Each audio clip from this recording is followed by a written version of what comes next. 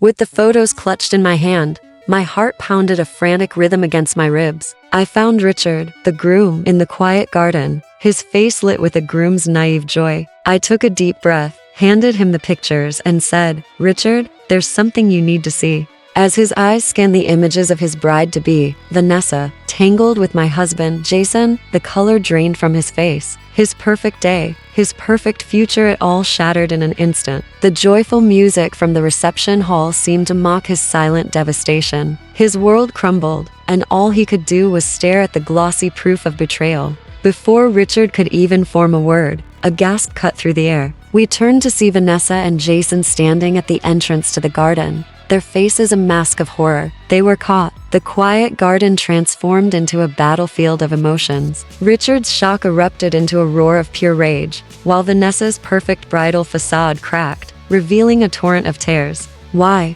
Richard demanded, his voice thick with pain. "Why would you do this?" The confrontation was raw, brutal, and stripped away all the pretty lies we had been living. That's when my sister, Vanessa, finally confessed. Years of jealousy poured out of her. "You always had everything, Caroline," she sobbed, her words dripping with a venom I never knew she held. "The perfect life, the perfect family. Jason was the only one who ever truly saw me, not just as your shadow." Her confession didn't bring clarity, only more pain. Hearing that my own husband was her escape from a life of envy was a knife to the gut. My marriage wasn't just broken. It was built on a foundation of deceit I never suspected. Richard, his face a grim mask, turned to the wedding guests who had started to gather. "The wedding is off," he announced, his voice echoing with finality. "A home cannot be built on lies." As the crowd gasped, I looked at Jason, the man I thought I knew. There was no remorse in his eyes, only panic. With a quiet resolve that surprised even me, I said, "We're done, Jason."